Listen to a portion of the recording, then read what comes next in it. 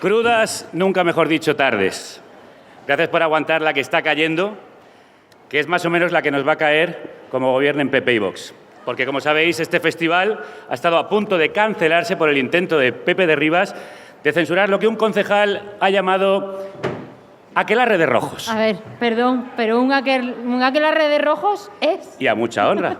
Pero a ver si la derecha va a poder organizar sus contubernios y nosotros no podemos organizar un aquelarre. ¿Y lo que le gusta llamar aquelarre a las reuniones de rojos como si eso fuera malo, que lo que nos gusta a nosotros es un buen aquelarre? Bueno, que nos gusta un aquelarre.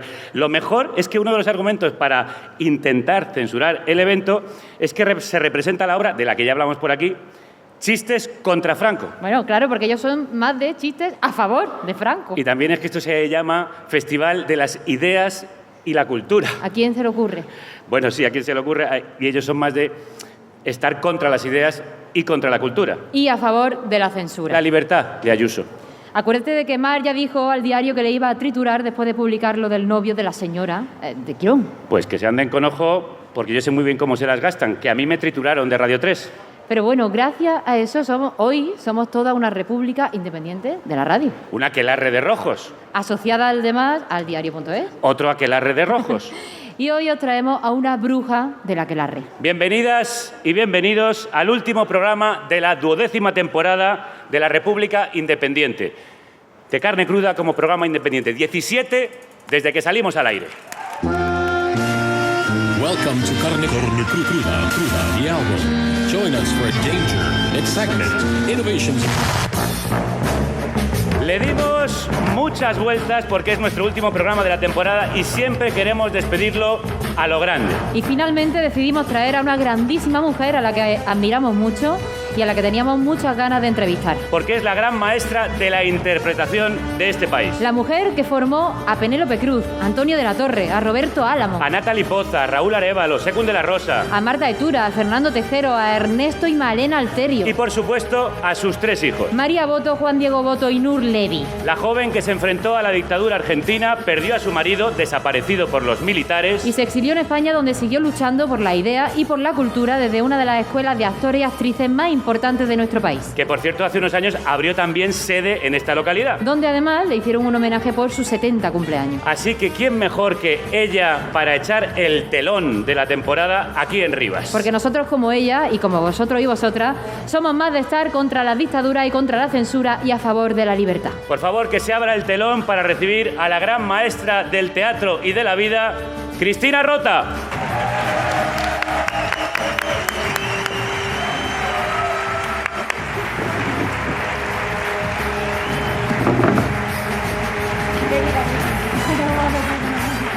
Cristina, ¿qué tal? Siéntate, por favor. ¿Cómo estás? Bienvenida. Oye, te hemos invitado como gran maestra del teatro y de la vida porque es de todo lo que nos habla la gente cuando le preguntamos por ti. ¿A ti qué es lo que te gusta enseñar y qué crees que has enseñado? Madre mía, pensamiento. Creo que es una escuela de pensamiento, verdaderamente. En realidad me lo dijo una vez un maestro de psicología social, que era con quien trabajaba yo. Y lo importante es enseñar, más que enseñar, es mostrar un camino del compromiso con la vida, de revolcarse bien en la vida, de vivir, de no perder la memoria, de recuperar las raíces y no olvidar. Lo que siempre digo es recordis, o sea, recordar, volver a pasar por el corazón todos tus recuerdos y revivir y no perder los afectos. Es una manera de no perder la gratitud, que es la única forma de crecer. El compromiso fundamental, el compromiso con la vida, con los otros. Y nada más y nada menos.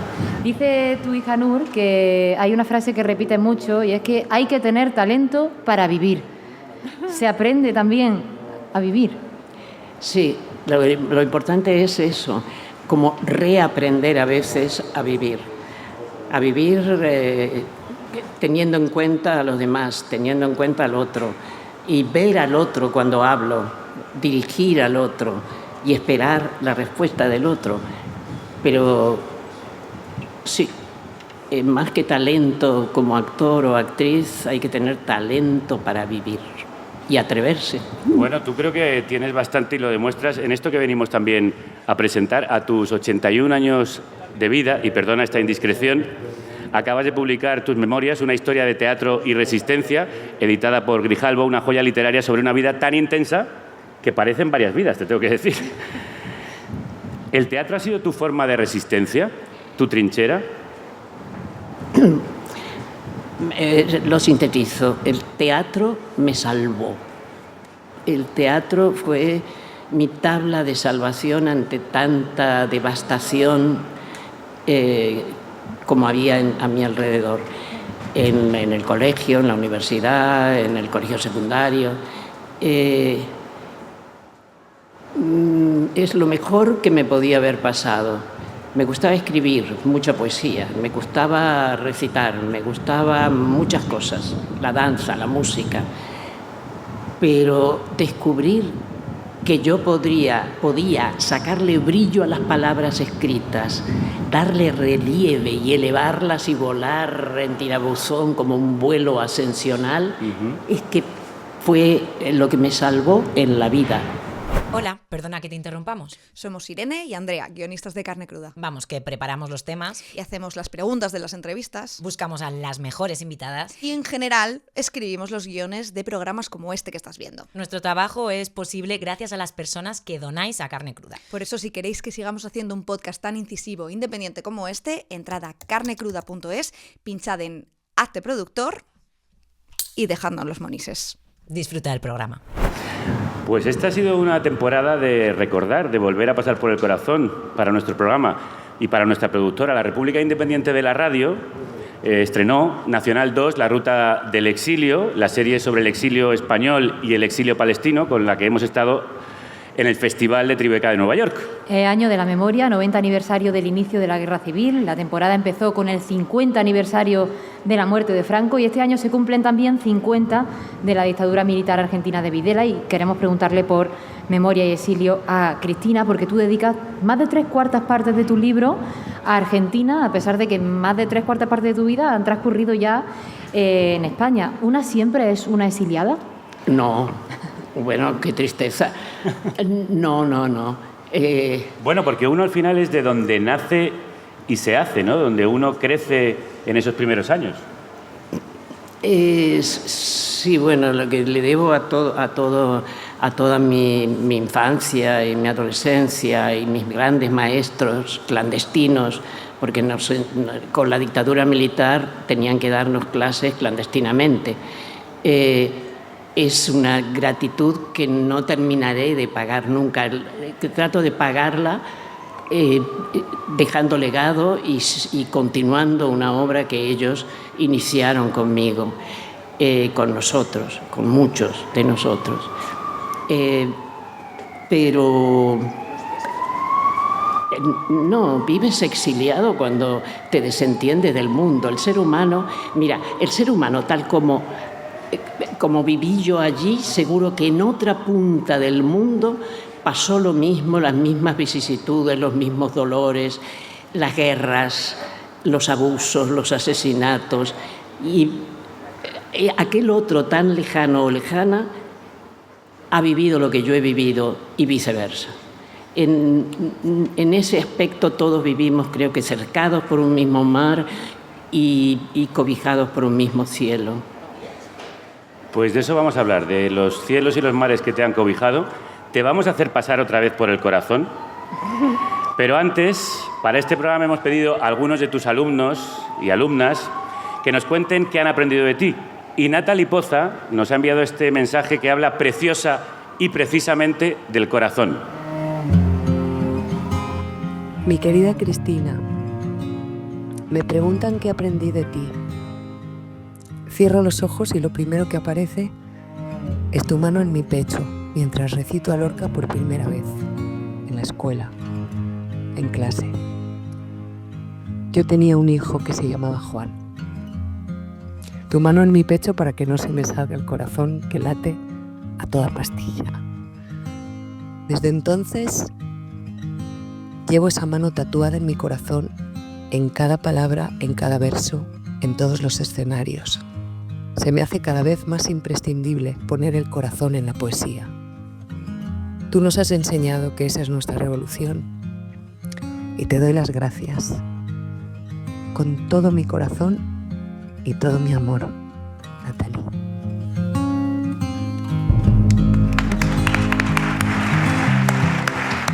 Cristina, es un gesto que hemos visto en vídeos de tus clases. Tu mano en el corazón de los actores, las actrices. ¿Por qué lo haces? ¿Para que todo pase por ahí? No lo sé, no. Vamos a ver, cuando están muy tensos, aflojo y hago que descansen sobre mi mano y que aprendan a amorosearse a ellos mismos, que aprendan de la sensualidad. Sin sexo y sin ideología no se puede hacer nada. Por lo tanto, pero un ser sensual, relajado y sensual. Por lo tanto, le trato de relajarles el centro, la cabeza, en fin, siempre pongo en última instancia y en primera instancia la mano en el corazón. Pues después de este exordio, de poner la mano en el corazón, de ese preámbulo con el que el orador intenta atraer la atención del público, vamos con el primero de los 3 actos de esta entrevista, a corazón abierto. Argentina. Argentina y la infancia en una casa humilde de un arrabal de La Plata, con un padre maltratador y adicto al juego que, sin embargo, te dio los libros y el delantal de aprender, una madre que te cuida pero es poco cariñosa, un tío que te acosa sexualmente. De ahí, de todo ese barro en el que tú creces, es de donde viene tu imaginación tan desbordante y también tu pesimismo recalcitrante del que tú haces gala, además. Vamos a ver, una postura optimista es una postura negadora. Yo soy más de Descartes, de la duda metódica, de dudar para seguir aprendiendo, de poner en entredicho, de desconfiar casi de lo que te dan, sino tratar de corroborarlo por ti mismo y con tu conocimiento y con tu capacidad de contemplación. Por lo tanto, en un comienzo sí que soy pesimista como metodología de conocimiento. ¿Por qué? ¿Para qué te sirve? Para aprender, para seguir aprendiendo. Porque pones en duda la realidad. Porque, pues sí, pongo en duda todo. Incluso lo que yo misma pienso, lo pongo en duda, lo elaboro. Pienso en muchas cosas pasadas y encuentro dónde me equivoqué, tengo autocrítica. Sin esa duda metódica no se puede tener autocrítica, porque se da por sentado que todo lo haces bien. Y esa es una postura peligrosa, más que peligrosa, prepotente. ¿Y la imaginación? ¿La imaginación fue tu vía de escape? La imaginación, los libros, la poesía, el teatro. Claro, claro. En eso me ayudó mucho mi madre y mi abuela canaria, a recitar, a cantar, a imaginar, a recitar en el jardín de nuestra casa a Alfonsín, a Gabriela, a Mistral, a poetas, muchos poetas. Y luego a improvisar. Yo improvisaba mucho para que el barrio me escuchara, por eso digo lo de la duda. Yo tenía un discurso trágico desde pequeña. ¿Ah, sí? Totalmente. Sentimiento trágico de la vida unamuniano. Pero muy, muy pequeña, te estoy hablando de 7, 8, 9 años, que me ponía en el jardín a gritar para que el barrio me escuchara, sobre los pobres y la muerte. Es que era un cuadro. Era un cuadro. Y ese cuadro, bueno, pues se enganchó al teatro muy pronto. Te fugaste de casa con 10 años para inscribirte en el Conservatorio de Danza del Teatro Argentino. Con 14 ingresaste en un grupo de teatro universitario gracias a la Electra de Sófocles, ni más ni menos. Ni más ni menos. Y luego te metiste en La Lechuza, esa especie de barraca de Lorca con la que recorriste el sur de Argentina, llevando el teatro a zonas muy pobres que no habían visto una obra de teatro en su vida. ¿Nos puedes contar cómo fue aquello? ¿Cómo era aquel teatro? ¿Y qué te aportó a ti? Bueno, era un teatro social como el que yo pretendo hacer aquí, por eso digo, ¿exiliados de qué? Uno no se puede exiliar de un proyecto, cuando tiene un proyecto de vida que traspasa las fronteras. Me encontré con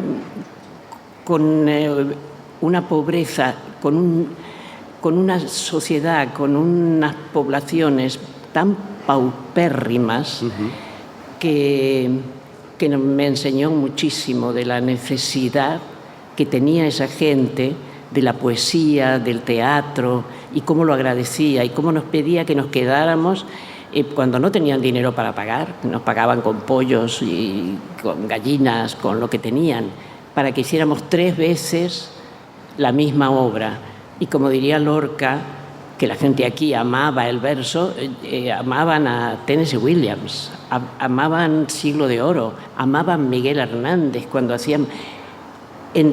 era una gente de una sensibilidad extraordinaria, extraordinaria. Es que a veces lo que falta es que se le dé a la gente la posibilidad de desarrollar esa sensibilidad, ¿no? Exacto, exacto. Si entre más le das... Por eso Lorca decía algo que me es imposible superar. Un pueblo que no ama su cultura, si no está muerto, está moribundo. Y es el pueblo que ama su cultura, vuela, crece, tiene capacidad crítica, tiene capacidad de rebelión, pero de felicidad, de amor, mucho amor. Pues hablemos de amor y de teatro. En tu caso, el teatro te llevó al amor. En Buenos Aires, en el taller del gran Agustín Aleso, tu maestro, conoces a Diego Fernando Boto. ¿Qué fue para ti ese amor? Para mí, el encuentro más extraordinario que pude haber tenido en toda mi vida, porque fue un amigo, un compañero, porque discutíamos muchísimo y discrepábamos hasta que al final llegábamos a un acuerdo o a un pacto, pero con él compartíamos y incluso yo decidí tener hijos con él, cosa que no pensaba porque yo estaba casada con el teatro, o sea que no pensaba tener hijos, pero él era tan especial, un ser humano tan bello, pero aparte tan inteligente y sensitivo, que valía la pena compartir. Y creo que a los dos nos pasó lo mismo. O sea, nos valía la pena compartir el resto de nuestra vida luchando por un mundo mejor. Desgraciadamente eso no pudo ser. Sí, y en marzo del 77, cuando ya teníais 2 hijos, a María y a Juan Diego, y después de mucho esquivar la violencia, de allanamientos de la policía, de cambiar de casa varias veces, 14. De temer que incluso se llevaran a los niños para dárselos a familias del régimen, Diego es secuestrado por los milicos y te pasa un año buscándolo, poniéndote a ti misma y a la familia en peligro, pero ¿cómo es esa angustia, esa incertidumbre, ese terror? ¿Y por qué te quedaste? ¿Por qué te quedaste tanto tiempo buscándolo, sabiendo que corrías tanto peligro? No tengo respuesta para eso. Yo solo sé que dejé cartas escritas por si a mí me pasaba algo para que mi madre se hiciera cargo y les leyera sobre nosotros y supieran que por qué habían luchado los padres y en todo caso por qué habían muerto. Pero me quedé porque él tenía necesidad de seguir luchando allí y buscarlo, encontrarlo. Hasta que me convencieron mi madre, fundamentalmente mi madre, que me tenía que ir y hacer lo que yo había pactado con Diego, que era lo más revolucionario, decíamos siempre, es vivir. Y la mayor resistencia ante las dictaduras es intentar ser feliz y que no te borren la sonrisa. Entonces fue cuando decidí marcharte. Y así llegamos al segundo acto, el exilio. En pleno Mundial del 78 en Argentina, mientras la dictadura de Videla oculta con los gritos de los goles, los gritos de la tortura, Cristina se exilia en Madrid, embarazada de Nur, su tercera hija, fruto de la relación con una nueva pareja, Carlos, que ya estaba en España. A donde llegas con María y Juan, que tenían entonces 4 y 3 años, y por eso a tus hijos también les hemos preguntado qué han aprendido de su madre. Es muy difícil tratar de sintetizar en 30 segundos lo que uno ha aprendido de su madre. Me parece muy difícil poder sintetizar en 20 segundos todo lo que siento que he aprendido y que me ha dado tan generosamente y con tanto afecto. Tantas y tantas y tantas cosas. Muchas que he escuchado, otras que empiezo a escuchar ahora, porque al ser mi madre no quería escuchar. Pero bueno, diría que de mi madre he aprendido que merece la pena luchar por cambiar las cosas. Que la pasión por la vida y por el trabajo, de estar siempre apasionado y siempre luchando por lo que uno quiere. Hay que seguir para adelante, hay que seguir adelante y hay que construir. Cuando todo se destruye hay que reconstruir. Que no hay nada más importante que los afectos. Y de que el afecto y el amor a la tarea y el amor a nuestra sociedad nos hace mejores. Que la única lucha que se pierde es la que se abandona. No caer en la tristeza, sino levantarse y volver. Y ser muy consciente de que no estamos solos, de que el grupo es muy importante, de que no podemos ser individualistas. Que el arte y la palabra sí pueden cambiar el mundo.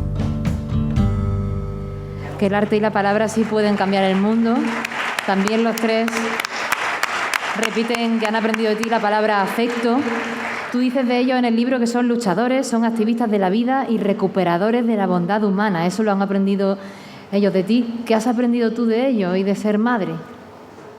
De ellos a vivir simplemente con una sonrisa, nada más que por hacerles feliz.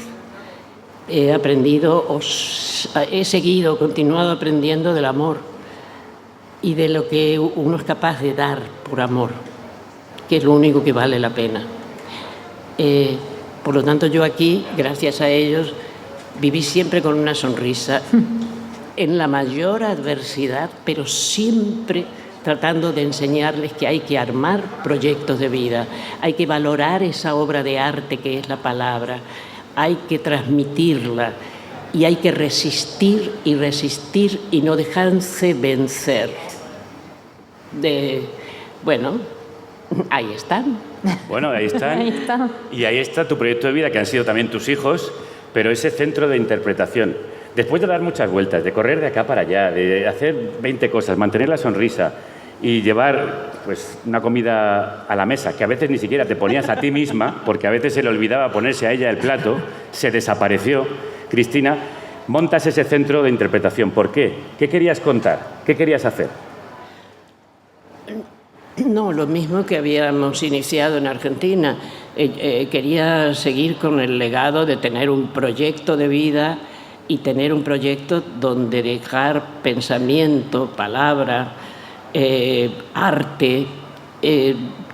Lo que más se ataca en las dictaduras, sobre todo porque lo tengo bien aprendido eso a través de los años, de los siglos, se ataca mucho la palabra porque la palabra es eterna, queda escrita, es indeleble. Y la tarea es darle brillo, relevancia a la palabra y transmitir pensamiento. Y transmitir que hay que resistir, que uno puede comer porque se inventa la comida, pero que con hambre, pero si tienes un proyecto de vida y algo por lo que luchar y dejar a los demás como legado, está tu vida justificada. Y creo que es el mejor legado que les podía dejar a ellos. Por eso construí un centro que para mí faltaba en España, que era como lo que había hecho en el Jura de Puigverd, y Sinisterra empezaba a hacerlo, en fin, un centro que aglutinara todas las artes y un centro donde todos intentáramos elevar el arte. Y en ese centro estuvieron muchos actores y actrices importantes, os lo hemos dicho con anterioridad, y entre ellos Raúl Alévaro. Pues yo con Cristina aprendí cosas que me di cuenta que las aprendí años después, pero aprendí lo que es el compromiso con el trabajo, me transmitió el amor por el teatro y sobre todo destacaría la pasión a la hora de hacer cualquier cosa, la pasión por el teatro y en general la pasión por la vida. Cristina, ¿qué es lo que hace un buen actor, una buena actriz? ¿Qué tiene que tener? Una cosa que dice Antonio de la Torre en otra de las entrevistas que hemos estado revisando para preparar este programa es que uno es el actor que es como persona. O sea, que uno también tiene que relacionar su propia vida, entiendo, con su manera de interpretar. Claro. Por eso digo que entre más vivencia tengas, por eso hay que vivir mucho y conocer mucho, conocer la riqueza y la pobreza, la libertad y la represión, conocer y convivir con la gente y conocer todo tu país y tener una cosmovisión que encierre el saber de toda tu época. Por lo tanto, no puede haber un buen actor que no viva, que no esté en la vida, que no tenga empatía. Pues eso lo sabe bien alguien que se va a sumar a este escenario, la actriz Magdalena Galcerán, que fue alumna de la Escuela de Cristina en Lavapiés entre 2020 y 2024. Hola Magdalena, ¿cómo estás? Hola. Muchísimas gracias por venirte hasta acá. No, gracias por permitirme estar aquí. Bueno, hasta acá, porque te viniste desde Uruguay. Efectivamente. Para estudiar con Cristina, ¿por qué? Bueno, en realidad yo estaba estudiando en Argentina y pegó el COVID, esa es la realidad. Sí. Y dije, bueno... ¿Y cuando llegas aquí alguien te habla de ella? Sí, os llamo a una amiga actriz y me dice, si venís a España tenés que estudiar en la Escuela de Interpretación de Cristina Rota. ¿Por qué? ¿Qué te cuenta? ¿Qué te dice? Bueno, me dice que... Bueno, me conoce a mí y sabe más o menos por dónde me gusta tirar la actuación a mí. Y me dijo, la persona que te va a enseñar lo que tú querés aprender es ella. La persona que te va a empujar realmente es ella. Claro, ¿qué empujón necesitabas tú? ¿Qué es lo que tú querías aprender? No, la persona que no te va a aplaudir porque sí, solamente para que te quedes ahí al lado, sino que te va a decir las cosas como son y que te va a decir... Crudas. Sí, pero sobre todo por todo lo que decía ella antes, de que un actor no se puede conformar, de que al final estamos contando historias humanas y que hay que seguir. Una cosa que me ha gustado y me ha sorprendido, que lo repiten varios de los que han intervenido, es que algunas de las enseñanzas de Cristina las han entendido años después. Sí, todos los días. Cada vez que hablo con ella digo, era esto, no era esto otro, con razón. Cruzo la calle, era esto lo que decía Cristina, totalmente. ¿Cómo es ella como profesora? ¿Cómo es ella como profesora? Ahora que no nos oye. Sí. Creo que, mira, si tengo que contar una cosa, porque obviamente que como todos dicen te puedes contar miles, sí. Es que como ha tenido tantos alumnos y tiene tanta vivencia y tanto conocimiento, te lee en un segundo. Entonces sabe lo que tú necesitas para contar esa historia en una milésima. Yo decía, esta persona tiene que estar hablando con mi familia porque me conoce más que yo, no entiendo. Y sobre todo cómo transmite la pasión por el teatro. Yo creo que todos los actores que salimos de la escuela cambiamos lo que para nosotros es el teatro y el rol del teatro en una sociedad por cómo Cristina lo transmite. Ese rol es eso que aparece en la pared de la Sala Mirador de Madrid, que es la sala donde se acabó enclavando el centro de interpretación allá por el año 1993, creo recordar, que dice esa frase de mayo del 98, cuando los parlamentos son teatros, los teatros deben convertirse en parlamentos. Sí, yo creo que es eso. Todo lo que es muy coherente con su ideología y lo que después transmite adentro de una clase. Lo que los actores que ella quiere formar quiere que entendamos el teatro como una herramienta social y no vas a salir de esa escuela sin entenderlo así. Quizás entraste pensando que querías ser famosito y te aseguro que vas a salir pensando que la actuación es una cosa completamente diferente y que el rol en la sociedad es otro, el del teatro. Tú participaste en la catarsis del tomatazo, que es un espectáculo de cabaret que inventó Cristina hace ya 32 años y se convirtió, bueno, en fenómeno. Yo creo que mucha gente de aquí hemos escuchado hablar de la catarsis del tomatazo sin pertenecer al mundo vuestro, en el que las alumnas creáis vuestras propias actuaciones y el público os tira tomates, si no os gusta, pues al estilo del teatro del siglo XIX. ¿Cómo es exponerse tanto, no solo ahí, sino en general en esta escuela y con Cristina, mezclando el juego, la libertad, el riesgo? ¿Cómo es exponerse así, como te pide Cristina? ¿Cómo es exponerse?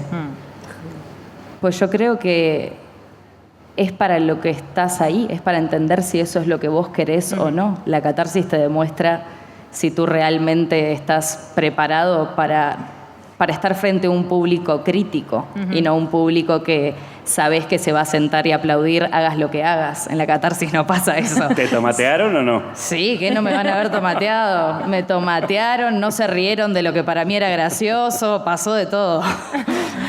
Eso lo hacías, Cristina, supongo, para ponerles frente a la situación, ¿no? Bueno, una vez pensé, ¿cómo hago para que el teatro, para que no sea un gueto o una escuela? Para que la afuera entre dentro del teatro y ellos salgan y conozcan al público y conozcan la solidaridad, el fenómeno de la luz, el espacio, el movimiento y sobre todo la solidaridad con el otro compañero. Entonces dije los griegos, ya está, Dionisos, y creamos un espectáculo que está basado justamente en principio en los griegos y luego en el cabaret alemán, en la época dorada de los años 20 del cabaret alemán, de Kurt Weill y luego más adelante, después de Hitler, con Bertolt Brecht. O sea, en realidad es un hecho político, simplemente es un hecho político. Cada alumno puede hacer un sketch sobre una realidad política a la que quiera criticar. Y de hecho, de eso se trata. Entonces es muy interesante. Sí. Muy interesante. A esa catarsis también se enfrentó Roberto Álamo, ganador de 2 premios Goya y un premio Max, que te guarda amor eterno. Todo lo que sé, absolutamente todo lo que sé de mi profesión, lo aprendí con Cristina. A conocer todos los entresijos de esta profesión que me da de comer y a la cual amo. Y no solamente lo que aprendí de la profesión en sí, sino también de los seres humanos y por ende de mí mismo. Gracias, Cristina, eternas, infinitas. Sabes que siempre que me han reconocido con algún premio, lo he dicho, tu aroma está en cada una de mis interpretaciones. ¿Cuál es ese aroma que se queda en las interpretaciones una vez que te ha enseñado Cristina? ¿Cuál es el aroma del que habla Roberto? Su legado en un actor. ¿Cuál es su legado en un actor? Yo creo que su legado es cómo entendés el teatro después de que ella es tu maestra. Lo empezás a entender como una herramienta de crítica, de posicionamiento, de ideología. Dejas de entenderlo como... Es eso, ella transmite el compromiso social del que ella habla y forma gente con ese compromiso. Pues muchísimas gracias por tu compromiso viniendo hoy aquí a recalcar esta trayectoria de Cristina y te agradecemos muchísimo, de verdad, Magdalena Galcerán, por participar en esta obra. Gracias a ustedes. Bueno, pues vamos con el tercer acto, que esto está terminando, la memoria. Dice Cristina, todo pasará menos la memoria verdadera. Perdisteis mucho, de hecho lo perdisteis casi todo en el exilio, menos los documentos que guardas como un tesoro, las maletas que guardan aún el olor húmedo de Buenos Aires y los recuerdos que guardan tu identidad. No se puede olvidar, bien lo sabemos, no debemos olvidar, pero ¿cómo se convive con la memoria, Cristina, cuando la memoria está tan llena de dolor y de horror, aunque no solo? No solo de horror, nunca, bueno, sería insoportable. Está llena de hallazgos y de gratitud y de amor y de recibir también mucho afecto, desde luego. Pero ¿cómo se convive, me preguntas tú, con? La memoria. Ah, bueno, es que si no tuviéramos memoria verdadera... ¿Qué es la memoria verdadera? El volver a pasar por el corazón, el recuperar nuestras raíces, nuestra ideología, nuestro sexo. Es que no tendríamos un yo y no conformaríamos una identidad, no tendríamos identidad. Aunque muchos crean que sí y que se vanaglorien pronunciando palabras vacías, huecas. Yo puedo repetir la palabra, bueno, no la quiero decir, pero verdaderamente la memoria es no olvidar. Es que el olvido es borrarte la sonrisa realmente y convertirte en un prepotente, una persona desvinculada de la sociedad. Es que ya está muy repetido. Pues imagínate. La memoria es lo que nos da nuestra identidad, nuestro yo, nos conforma nuestro yo. Claro, imagínate lo que le pasa a un país cuando se le impone el olvido, una desmemoria, como pasa en este país, como también se ha intentado hacer en Argentina, pero esa memoria rota, nunca mejor dicho, se cura con reparación y con justicia. Sí, hay que recordar que en 2004, casi 30 años después de su desaparición, por fin descubrí que Diego había pasado por la Escuela de Mecánica de la Armada, la ESMA, y en 2013 os llaman a declarar por los crímenes cometidos en el mayor centro clandestino de tortura y exterminio, que en un juicio que termina con la condena de los represores. ¿Cómo se siente cuando por fin se hace justicia? Es que no se puede explicar verdaderamente. Supongo que aquí algunos lo van pasando gracias a la lucha por la memoria, pero lo importante es, cuando tú preguntabas antes, y lo que sigo pensando es, qué suerte que no me han saqueado la memoria, que no han podido conmigo y que no han podido quemar la memoria.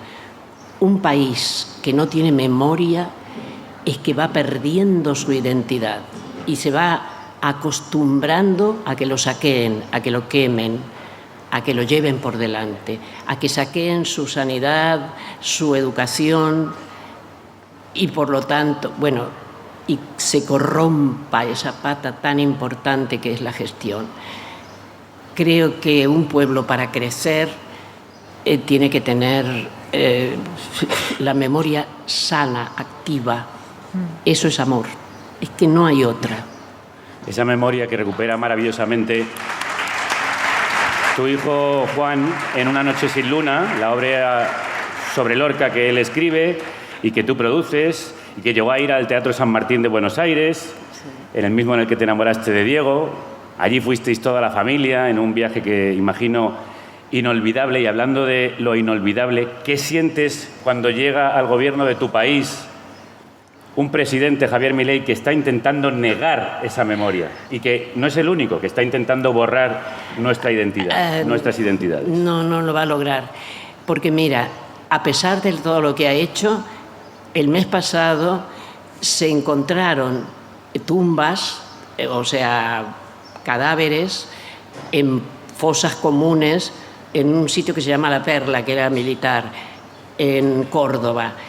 La gente sigue luchando y hay manifestaciones de miles, no te estoy hablando de 100 personas, de miles de personas que no les permiten, que no le van a permitir.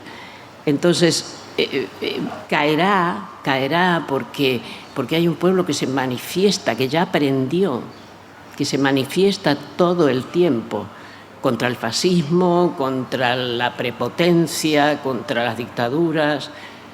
Me emociona, me llena de un gozo verdaderamente tan grande y me siento tan reivindicada porque, nuestra vida acabará, pero veo a la gente de 15, 16, 20 años, 30, luchando de esa manera allí por la educación, es que, insisto, se manifiestan miles de personas y eso no puede reprimirlo. Tendría que matar a todo el mundo y quedaría muy mal en este momento. Me ha gustado muchísimo esa frase que acabas de decir. Es un pueblo que aprendió. Para terminar, Cristina, ya hemos visto lo que han aprendido muchos y muchas de ti. ¿Tú qué has aprendido de la vida? Yo qué sé. Vaya pregunta, ¿eh? Vaya preguntita, ¿eh? Vaya preguntita para terminar. No solo te traigo aquí hasta arriba, con un calor que te quieres morir. Que estás volando con el ventilador ese que te hemos puesto, bebiendo agua, con el frus-frus, no te he echado. En fin, intenta salir de esta, porfa. ¿Qué he aprendido yo? De la vida, Mira, sí. Pues, mira, es que soy un poco deprimente, francamente, como compañía, porque tengo mucha autocrítica. Entonces lo único que hago es revisar y decir, aquí me equivoqué. Ay, me equivoqué con tal alumna. Ay, no, en tal año, si no hubiera hecho eso, si tal... es que siempre, o con mis hijos, pienso, ay, era muy pequeñito, ¿por qué le dije esto? Es permanentemente una elaboración permanente, gracias a la memoria, pero es una elaboración permanente, pero también es una recuperación de no pudieron conmigo, que es como no poder con Diego, no poder con tantos amigos y amigas que murieron, que mataron, con tantos amigos escritores como Paco Urondo, Juan Gelman. Juan Gelman no lo mataron, vivió aquí, fantástico, pero tantos y tantos y tantas. Entonces, siento que a la vida le debo, como dice la Mercedes Sosa, gracias a la vida que me ha dado tanto. Me dio esta visión para poder ver lo que me rodea, esta gratitud para poder ver el cielo y a mis hijos y a todo lo que me han dejado, los que están vivos y los que han matado y los que han muerto. Y los poetas, a Lorca lo amo. Y nosotros amamos a Cristina Rota. No han podido contigo, no han podido con tantos y con tantas, y no van a poder con nosotros. Yo quiero también darle gracias a la vida por haber tenido esta oportunidad que queríamos cumplir desde hace mucho tiempo, de cerrar nuestra última función de la temporada con una de las más grandes actrices. Por favor, un aplauso de todos y de todas para Cristina Rota.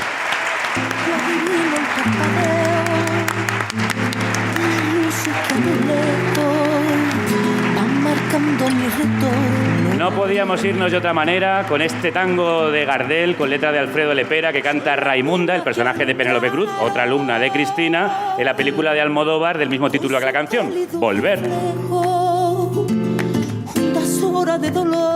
La voz la puso Estrella Morente en esta versión, las nuestras voces se despiden por esta temporada. Abajo el telón, que volverá a subir solo si nos ayudáis a levantarlo. Gracias por levantar este Teatro del Aire una temporada más. Por pagar la entrada en carnecruda.es para que entre todo el mundo. Y el diario también por dejar que abramos la sala también en su periódico. Para que pueda actuar el mejor elenco de la radio.